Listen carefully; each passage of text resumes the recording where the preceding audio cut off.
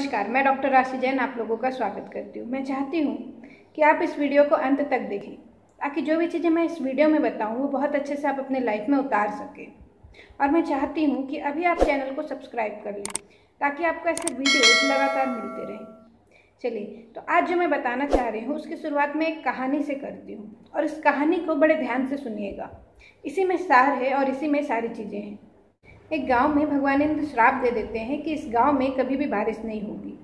और ये सारी चीज़ें सुन के जो गांव वाले होते हैं, जो गांव के किसान होते हैं, वो बहुत ज़्यादा टेंशन में आ जाते हैं कि अगर पानी नहीं गिरेगा, अगर बारिश नहीं होगी तो हमारी लाइफ कैसे रहेगी, हमारी लाइफ कैसे चलेगी, कैसे हम अपनी रोजी रोटी कमा पाएंगे, क्योंकि खेती ही हमारा आधार है। तो ये सारे जाके महादेव की तपस्या करने लगते हैं।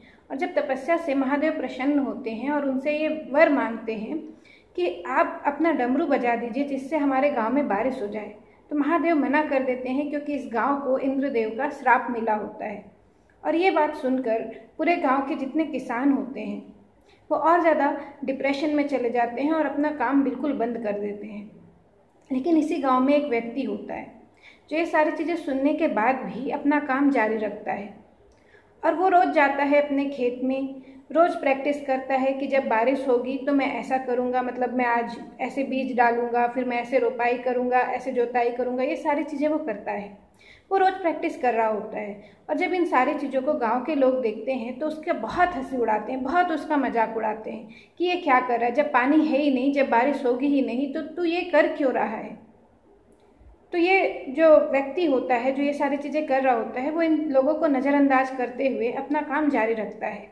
और ये सारी चीज़ें कैलाश से माता पार्वती देख रही होती है। और जब माता इन चीज़ों को देखती है तो उसे इस भक्त पे, इस पर्सन पे, इस किसान पे दया आ जाती है कि बेचारा इतनी मेहनत कर रहा है लेकिन कुछ भी हो नहीं रहा, इसे कोई भी सफलता हाथ नहीं लग रही।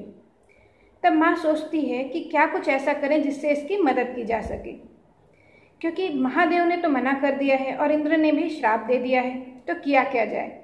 तो वो एक युक्ति लगाती है। वो तो माता पार्वती महादेव के पास जाती है और उनसे पूछती है कि आपको पता है ये फार्मर क्या कर रहा है।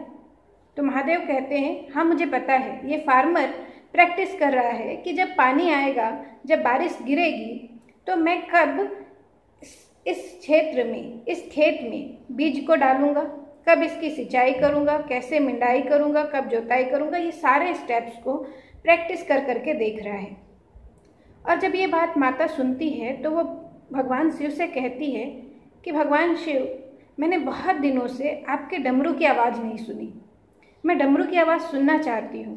मैं जानना चाहती हूँ कहीं इतने दिनों में आप डमरू बजाना भूल तो नहीं गए।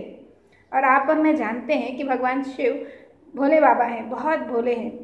और उन्होंने अपना डमरू उनके कहते ही साथ बजा दिया।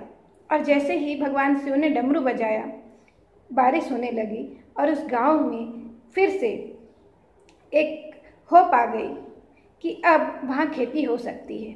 लेकिन उस होप के बावजूद भी, क्योंकि बाकी सारे लोग इस चीज़ों को भूल चुके थे कि कैसे खेत में जोताई करते हैं, कैसे बीज का रोपण करते हैं, तो वो सिर को ठोकते रह गए। और वो जो बंदा जो ये काम कर रहा था, जो ये प्रैक्टिस कर रहा था, उसने बहुत अच्छी खेती की और बहुत ही वो अपने लाइफ में सक्सेसफुल हुआ।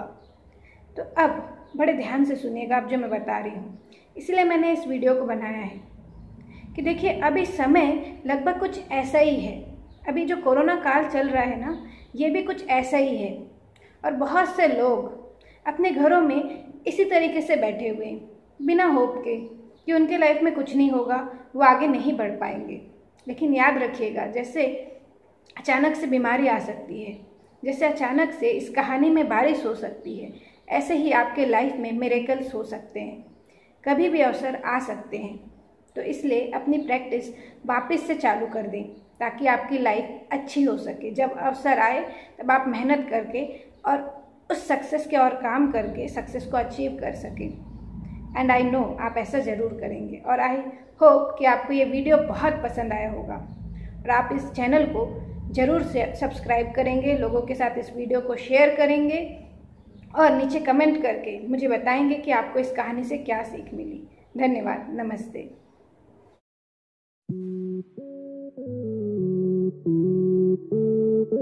Thank you.